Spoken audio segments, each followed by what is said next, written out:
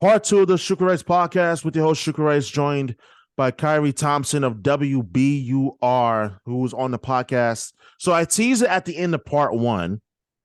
And part two, I want to start with the story in which that we were talking about just how tough it is just to even get started in this industry, whether you're doing radio, podcast. I think content creation really is like I'm not saying that it's easy. I mean, it is easy, but it doesn't have like the challenges that radio for sure it certainly has, and as well as podcasts. So many of you know that I moved to Boston in 2017. And we almost moved here at the same time. I came a year get later. The hell out of here. Stop it. 2018, yeah. Stop! I gotta hear your story after I finish. After you. So, oh my, this is crazy. So, even just moving to Boston, there's a story within itself. Yeah. And the thing that's amazing is that the thing that's amazing to me is when you think about how life is all about the little moments that add up to the big ones. For me, that small moment was April of 2012. And for me, it was at that time, I was in college still. I was still an undergrad, but my father had just suffered a near fatal stroke at that time. He's doing very well. I just spoke to him a couple of days ago. And at the time he was he was in recovery, like 2 months removed. He was in a coma for 17 days. I mean, no one knew at the time like whether he was going to live or die, because I mean the expectation, the doctor was saying that he's not going to make it. There's no way he's going to make it, but he did. Yeah. So I get a call one afternoon. This was spring 2012. Now this is April 2012, and my dad calls me, and we were talking about life, and I'm just like, Dad, you're going through things right now, and you want to talk to me about what I want to do. And he knew that obviously like sports media, and it's been literally my absolute dream that I'm willing to die for. And he said, if you want to really do this show, you're going to have to leave New York. And I'm like, pardon? And I'm like, where the hell am I going to go? I didn't say that to him, but I was listening so attentively, but that feeling did come to me a little later on, where it was like, if I want to leave New York to do this, then where am I going to go? So at that time, Boston wasn't even in my conscience. Yeah. It wasn't even a thought in my mind. I was thinking maybe LA, Chicago, maybe South. Boston wasn't even a thought in my mind. Mm-hmm. And 2 years later, exactly 2 years later, April of 2014, I was in a shitty relationship at the time. And long story short, in terms of that, she tells me that she had ovarian cancer. I don't know whether it's true or not, doesn't matter. And she tells me she's getting her ovaries removed at MGH. For those of you that don't know, it's in Boston. It's absolutely one of the top tier premier hospitals in the country, probably in the world. But that's just me being biased. Definitely in the world. Man's greatest hospital is what they call it, Mass General. Yeah, like I unfortunately I know from personal experience. That's another story in its own self. So she tells me she's gonna have her ovaries removed, and I'm like, okay, listen. The day of the surgery, I'm not gonna come because my sister is graduating from college at the time, and I'll come the next day. And I did, and I hopped on the bus. But as I got on the bus and I sat down, she called me. She said, I already left. After I called her, told her I was on my way, and the bus already left the bus port in New York. So now here I am stuck on this bus. I can't ask the bus driver to let me out. Like, no, you're on this bus, buddy. I'm like, so I'm pissed off. I fall asleep on the bus. I wake up during the bus ride. I'm like, you're going to Boston for the first time. I'm like, yeah, this is actually kind of cool. I'll never forget the first time that bus pulled through the old toll plaza that used to be on the Pike. It's been long since torn down. This was back in 2014 when it was still there at the time. Pull through, and it made that curve turn heading down past Fenway, and I saw Fenway for the first time, and I was like, oh, okay, this is different. I don't know what this is, but this is different. And my feet touched the grounds of South Station for the first time. I remember this distinctively to this day. I go on Facebook and I'm like, I'm in Boston. Where the hell do I go? I don't know my right from my left in Boston. I get to the rotunda inside South Station. It was inside where the bus terminal is before I get to where the commuter rail is. And I'm like, where the hell do I go? So now I'm wandering my way, and I said, I'm gonna go to Fenway. So I end up making my way over to Fenway, and I see Fenway Park for the first time in person up close, and I was just like, this is different. I'm a lifelong Yankee fan, and I have a deep appreciation for baseball history, and I thought it was like the coolest thing ever. But then my time was up, and it was like, okay, I gotta come back. I don't know when I'm gonna come back. Yeah. I gotta come back to Boston. And what's wild is that fast forward, I did come back, and I would end up visiting a lot. I ended up visiting a lot like throughout 2015, from January through the Winter Classic of 2016. I ended up visiting Boston a lot that summer. I was basically in Boston pretty much every month during that summer, like May, June, I wasn't there, but July and August, I was in Boston, like for several days at a time. So August, I'm leaving, and I'm emotional on the bus. I'm going back to New York and then Philly, where I would end up living at the time. And my best friend, and she's like, you never really considered maybe moving to Boston, perhaps. And that was that moment. It was August of 2015. This was just about a month and some change after I first visited, and she was the one that planted the seed. Yeah. That, hey, maybe you should consider moving to Boston. Would you ever consider it? I was like, absolutely, yeah. And I thought it was going to be easy. I was in for a rude ass awakening. I had to figure out where I was going to live. Mm-hmm. And what I was going to do for work. I just want to get into sports media. It's going to be easy. Man, listen, the world had jokes for me then. The joke was like, oh, yeah, you have no on-air experience. You just got an internship with 98.7 ESPN, which really opened my eyes and cemented that this is what I actually want to do. Right. And I have no on-air experience. I have no reporting experience, with the exception of writing for online publications. But even then, it was like I was like a newborn giraffe coming out of the mother's womb, gangly and just trying to find my own stride. That was basically me in at the end of 2015. So at the end of at the end of that internship, it was like I came up to Boston, visited some more, tried to look for a place to live, to move there in the spring of 2016. Fail. Epic fail. No, and I'm being honest. Like I even had an agent, like an apartment agent that tried to help me find like housing or a room for rent type of situation. Yeah. Even then, it was like, yo, I was so mad. By the time June 2016 came around, and my mom gave me that call that one afternoon, I remember this distinctively. And that's why I love my mother, because she has that kind of instinct, and you understand this. Mothers have that instinct that they just know before you know, and they have that sense where it's like, shoot, it's not happening right now. Yeah. And she literally called me to tell me that, like, I need to talk to you about something, Shukri. I'm like, okay, what's up? Because she knew I was not in the mood. I was really upset, and she was like, it's not gonna happen right now.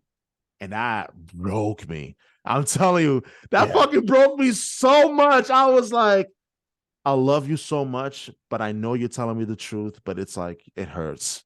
Yes. It hurts so bad. So now, summer 2016, July, I came back up to Boston, bitter as hell.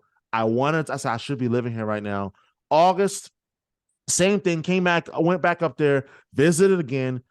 thinking to myself, I should be living there. And then one afternoon, that summer, that August, I had a moment of clarity where I said, you're 24 years old. I was 24 years old at the time. I'll turn 25 that October.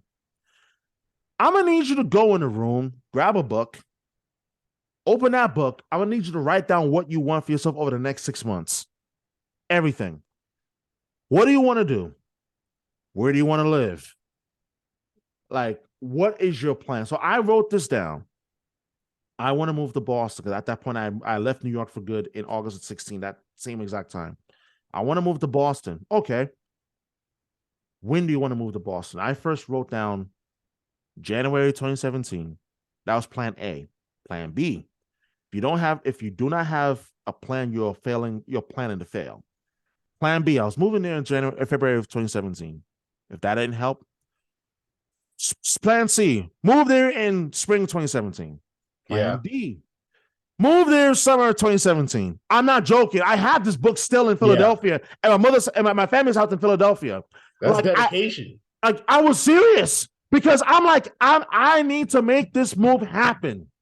It wasn't, no one pushed me. No one said, you have to move out the house and find your own way, son. Like, no one did that. So I'm like, I got to find a way to make this happen. So I sacrificed my social life for 6 months.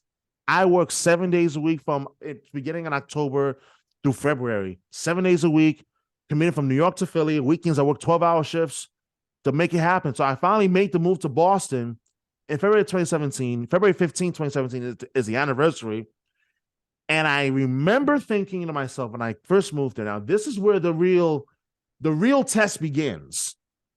I at the time had a job as a canvasser with WGBH.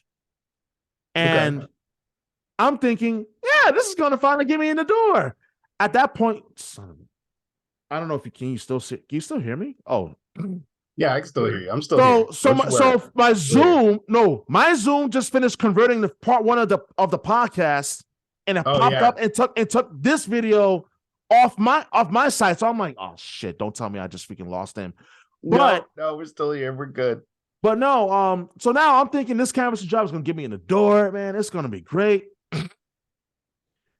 Man. Listen, I lasted, Khari, I lasted only a month and change. I was so unhappy. I was like, yo, I'm going to knock on doors in freaking Canton or freaking like North Andover or like in the evening. I'm like, nah, this ain't it. So April of 2017, I get a hotel job. Working front desk, checking in, checking out, guests and so forth. And I'm like, yeah, I don't know how much longer I can do this, man. So I said, you know what? I made this one decision, and it really was the start of my troubles. That I thought I had it all figured out. So you know what? I'm gonna leave this job, and I'm just gonna take that leap of faith. I'm gonna just do it. Yeah, I got this all figured out. I'm just going to apply for a full-time job in Boston. I'm going to just get it. Yeah, no, it was a horrible mistake. 6 months of not having a full-time job was the worst struggle. Like literally go ahead. And you know what, man? Like, I feel your pain on that. And that's something that I feel like, so I was married at the time when we came out here, we were thinking about this. And I credit my wife, Crystal, a lot for helping me avoid like doing something like that. Because like in 2017, like when you were moving out here and everything, I was a scientist still. So I was a biological sciences grad student at Notre Dame. So I didn't come up in sports media at all. I was a scientist. I like studied like dinosaur bones and stuff like that at University of Chicago as an undergrad. So I was like a geophysics major trying to get into paleontology. So and then I met my wife my senior year of college, and we stayed together. We both ended up at Notre Dame together, working in biological sciences. And I intended to get a PhD and stick with that track. And I quickly realized I hated it. You know, it's like there was no way I was going to make it all the way through. My advisor was over here talking about me like, we're going to try and keep you here for 6 years, and I'm just like, please. The moment he said that, I was like, I'm gonna be out way sooner than that. And I just knew it down in my gut that somehow was going to happen. Yeah. And so I wrote like my one first author paper. It's out there. It's on the biomineralization of mouse skulls. You know, like I put. Wow. Hey, it's all about understanding mammalian basically like growth early on, and like how our skulls develop, and how it's tied to how we eat. So I don't expect you all to go out and try to find it. Do not blame you. But anyways, just trust that it was hard. And it was quite a process. And so the moment I got done with that paper, I was like, dog, I just want to write about shit I want to write about now. And so that's how I started blogging, like just straight up like sports blogging. You know, first I was doing like my completely own thing on like sportsblog.com. I sent a couple of samples. Blogspot. Like yep. And so I sent my work on to Chi City Sports in Chicago. And that was how I got hooked up with, like my first experience covering an NFL training camp. So I did that for the first time in 2016. Went out to Chicago, covered Jay Cutler's last year with the Bears. Oh, wow. I credit myself with this. The first practice I ever went to, I told everybody who would listen right away that Jordan Howard was the best running back on the Bears at the time. He was a rookie. That was his first year in the league. Mm-hmm. Jeremy Langford was the starting running back, kind of de facto to start off when he started the first couple of games. So I was like, no, this Jordan Howard dude, he's what's up. And then he goes out and sets the Bears rookie record for rushing yards. I was just like, I told y'all that was coming. But, so that was my thing, realizing that I didn't want to be in science anymore. And I got my master's instead of the PhD. And then basically once I decided I was going to get the master's, I was like, okay, how do I get into this? How do I get into this field? And so I went to NABJ, National Association of Black Journalists, annual conference that was in New Orleans that year. So that was lit. That was awesome. Yeah. And I remember, man, I was going to all the ESPNs and the NFL networks and all that. And I remember taking a stop. And I had some people like, oh yeah, like, we'd love to have you down NFL, network for an interview. And so I went down there actually and did interview. And I had a track on like a seasonal internship kind of job, right? Mm-hmm. But it's like after football season's over, you're unemployed, so you got to figure something out. I interviewed with ESPN for kind of like an entry-level production assistant thing. My wife was not trying to move to Bristol, just saying that. So that wasn't going to happen. But I remember stopping by public media, like the public media tent, because I grew up on 91.5 in Chicago, WBEZ. And I was like, public media, okay, this is interesting. Let me go check this out. And so I go over and talk to this guy, and his name is John David Al. And he was like, just talk for like a half hour, like at the public media booth. And he's just like, yo, just give me your resume and, we'll be in touch and what have you. And so I get a call back from him a couple of months later, like, hey, you want to interview with like the people from Here and Now and like throughout the radio station? Amazing. And that's how it started. And they brought me in July of 2018, 6-month fellowship. See, that's the thing, man. Yeah. 6-month fellowship. After that, I had no guarantee of a job. So I had to hustle, man. And I was freaking terrified. Like late November, still had no track on a job. Like I was sending out interviews all over the place. But at that point, they were like, hey, we got a position opening up for a morning edition field producer because, the person who's in that role now, she's transitioning into podcasts, which is, oh my God, this funny full circle. So that's Yasmin Amer over at WBUR, and she just guest hosted for Radio Boston this past week. So I got to produce for her, the person that I took over for. That's WBUR wild for the full-time job. But man, no, it was late November. Still had nothing. They let me audition for morning edition, and they offered me the job with like literally 2 weeks before I was like, do or die, do we got to leave Boston? I was so, I mean, like I did, like I did everything I possibly could, but I was so Yeah. fortunate, man. But man, look, before I got to BUR, let me backtrack a little bit. Yeah. Before I even got that opportunity, you were talking about how you were just grinding 7 days a week. It was the Mm. same shit, man. So from the time I left my grad program at Notre Dame, Yeah. I got a job with Stats Perform in Chicago. So I was doing like football data quality control. So I'm watching Mm. film and I'm like, look, basically my job was, first of all, there's like player participation, but also like tracking what happens on every play. You got to diagnose the correct play. And you also have to look at the correct coverages for the NFL stuff. So I had to Oh yeah. know all my cover threes from my cover fours, from my cover one robbers and all that good stuff. So that was my job. 28 hours a week, that was part-time. I then got a part-time job with the South Bend Tribune. So I was still living in Mm. South Bend, Indiana at the time. Mm. So that was 14 hours a week. So I would commute from South Bend to Chicago for the first 3 days of the week, work my 28 hours a week job.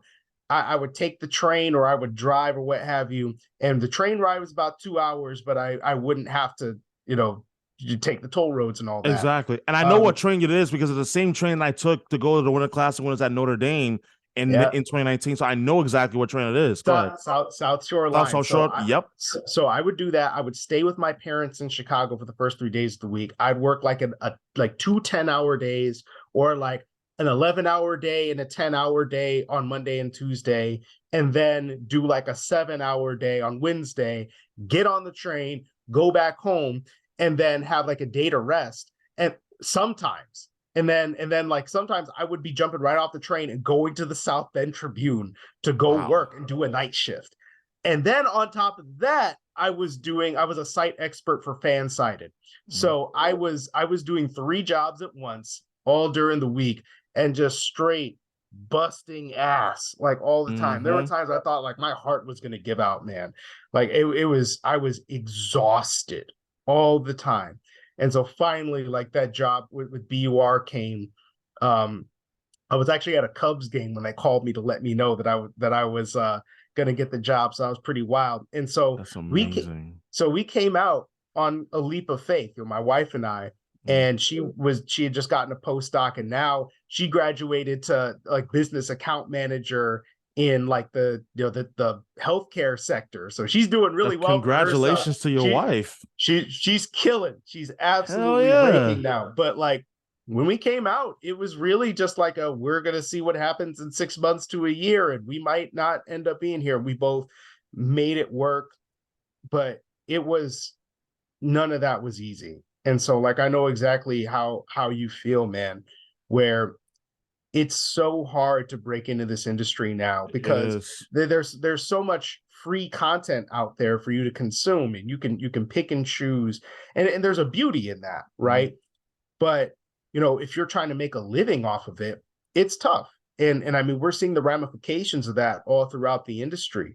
And so we are blessed, man, like so lucky to be able Yeah. to do this. But just because we're blessed does not mean we didn't freaking like just sell out for it. I mean, Like sacrifice, yeah. gave so much time and blood and Hmm. sweat and just sleepless nights and all that stuff to do this. And at the same time, wouldn't have it any other way. I agree. And it's just as you said that, there was more I actually want to add to the story from when I was from when I first when I left that job, that hotel job in July of 2017, had no full-time job for 6 months. At one point, I was literally eating um I don't know if you've seen this in the supermarket, but those packets where like I think it's called Noors, like the cheddar and broccoli mac and cheese out of the Mm, pouch yeah. with the vegetarian beans from Bush, and I'll have that, and that'll be my dinner. I kid you not. And I remember like those 6 months, man. I thought I went through the worst of it, and I finally got a full-time job, working working with BST locally, like that's like an office job, And I thought, man, I finally have like a full-time job again. I'm all set. 2.5 months later, I was let go, and then I was out without a full-time Yeah. job again for how long? Oh yeah, 6 months. So now I'm Six completely months everywhere, man. This is the 6 months. worst. 6 months without a job between July of 2017 to January of 2018, and then from April 2018 to October 2018, 6 months of not having a full Man. time job. So now I am mentally destroyed. Like I am not. I'm in a horrible place mentally. And honestly, there was maybe three people that I really give credit to that really helped me stay. I was literally like the water was here. This is my nose. Yeah. That Yeah. that was Yeah. literally me. Mm-hmm. Yep. So my mom, my late Uncle Reese, and someone who was very close to me at the time, who lives just about an hour north up in New Hampshire. They were all like just so vital to me at that time because I was like, yo, I just want to say fuck this. Like, but then I got another full-time job working at the hospital at Brigham's that fall of 2018. And I turned around and got let go from that job. So April 2019 rolls around, and I'm as angry as you can imagine. Yeah. Like I am mad. I'm like I've been living here 2 years, and I have no sort of idea as to how am I going to get into this at all. And I was dating a woman at the time, and I'll never have a single bad thing to say about her because if there's one blessing that came from that experience was the fact that she gave me one single advice that actually changed my life. And she said, if you want to do what they're doing, you need to reach out to people that are doing what you want to do. And I did. We went back to her place in West Roxbury. It was a Saturday night. It was the night of the Bruins were playing in the 2019 Stanley Cup playoffs. That was the same time they made the run to the finals. Went home, opened up my laptop, started reaching out to people on Twitter. Maybe I don't remember exact number how many people I reached out to, but there was one person that answered back. There was only one. That person was Bob Sosi of 98.5 The Sports Hub, the voice to the Patriot. My guy, Bob's the It, best. it was He's him. awesome. He's genuinely amazing, and I've told him this in private, and I've said it in public spaces. Like honestly, and I told him this like last year. Like I told this last year. Just give like that story is for another day. I said, listen, I give you a world of credit, because you didn't have to answer. You could have easily said, well, "Who the hell is this guy? Like, why do I?" But no, we had a, for goodness sakes, we had a conversation, and he was telling me about his story and how he had a moment of frustration of himself. Why wasn't he doing this at a big league level? Because he was the former voice of Navy football. Yeah.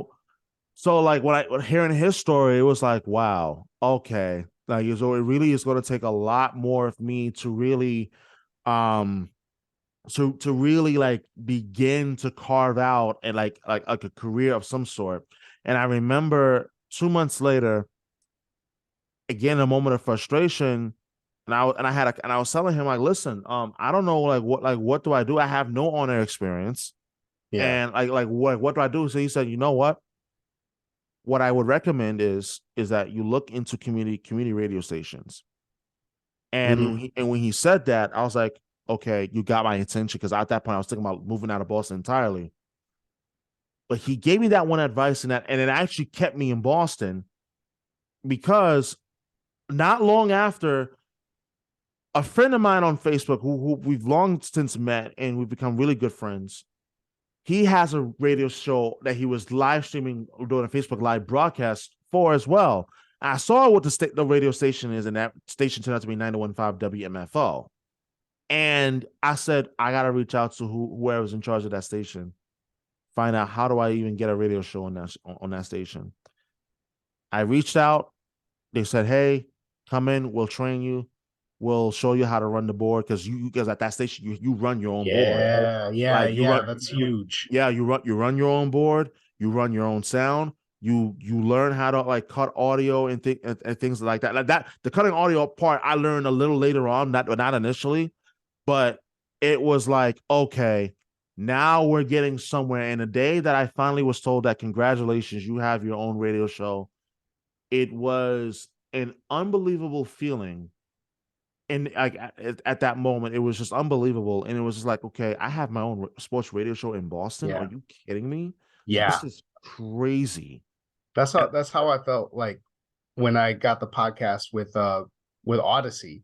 It's like this idea that you know, left Boston.com, which I really like that team. I really like those people. They're still great. I was wanted to be in sports radio. Like that was something I'd always dreamed of. Mhm. And the fact that within a couple of months, like basically like a month or two, month and a half of me coming to WEEI, it's Yeah. like, yeah, you're a podcast host. This is your show. And just it's like I used to pray for times like these. You know what I mean? Yeah. Oh And yeah. like it was nerve-wracking sometimes because I'm just like, man, what do I want to talk about today? and and like, you know, especially when it be sort of in the dead months, like right or the dead time, like right before training camp Yeah. was really getting going. It's like, man, I got to do a daily podcast. I got to talk about like every single day. What's there to talk about every single day? And I'm just like trying to bring guests in to keep it lively. But Mhm. I missed that show, and I really want to get something going again, and get another podcast going or something, because being able to put your voice out there, you never really know who's listening. I think that's the wild part. You never know who's paying attention. Like I've had I am people, literally that living example. I'll tell you why in a moment. Go ahead. yeah. Well, I mean, like even you, right? So it's Mhm. like, say you're following me, and like Kay Adams, like reaching out, hey, you want to come on up in Adams? Like, yes, uh, and like I've had like other people like reach out to me that are like veterans of the business, like, yeah, I think your show's really great. And I'm just like, when did you listen to my show? When did that happen? Wow. And I'm just like, man, it's wild, and I miss that. And especially again to be in a place like Boston Yeah, where it is such a rabid fandom, to be it able to is. share that with them, and the opportunity to have that is great. It is. And that part where you said like, like you never know who's listening and where and whatnot. It rings so true because I was told this actually twice in a very short span. First time I was told this was by Tony Maserati of 98.5 The Sports Up. Yeah. I met him unofficially, not in person, but it was through podcasts like this on a separate episode that him and I did together in October of Mm, 21. We did the episode the day that Jerry Remy passed and the news broke that he passed away, the late Red Sox broadcaster. yeah, yeah, yeah, And he was telling me that, hey, I just want you to know that there's a lot of people that are now really paying attention to you. And this is yeah, almost 2 years. It's like a year and a half now. And he was like, like we didn't go to the bosses. I was like, the bosses, like, well, we didn't go to the program director at the Sports Hub. Like they actually came to us and said, have you seen this guy before? And yeah, when I met with him recently, and the only thing I will say is he said, I saw him, I saw your work on social media yeah, because Jim Louth who's a lot more well versed in social media than I am, came to me, and then we really started paying attention. Like, okay, there's something clearly here with this guy. We don't know yet. We don't know what's gonna happen, but we definitely have eyes on you. So, but when that happened, it was like, oh my god, okay, they're paying attention. yeah. EI is paying attention. Other media outlets are That's paying right. attention. GBH is paying attention. Hell, they actually follow me on Twitter now. So Yeah, it's like yeah. you're being watched and listened to. That's right. So you got to be very cognizant of like, hey, buddy, like the days of, oh, you never know who's listening. Like, hey, that still applies, but Yeah. you're making some legitimate waves here. And then it's like, wow. Yeah. And I mean, it's like you're thankful of it. And then again, you realize again, like you gotta use that power wisely. And 1000%. Yeah. you got to use that power wisely, and you can't let it get to your head. I'm a Mm-hmm. competitive person. I always have been. So there's that part of me where it's like, oh yeah, people think you're really great, and people, really like you're talking Oh, you I up. get that. Yep. There's part of me where it's like, I want to hear that. No, I want to act like you don't know nothing about me, Or like, oh, or you that don't you believe in me. Like, oh yeah, yeah, I it- love that. Love it. or it's just like they're like you're still not sure Mm-hmm. because and I mean like I almost got like I feel like I got to tune that stuff out because I am all about that. Oh, I'm gonna keep pushing. I'm gonna Yeah. keep pushing. I'm never I'm gonna gonna prove feel you like I'm wrong. good. Mm-hmm. Exactly. And every time somebody does it, right?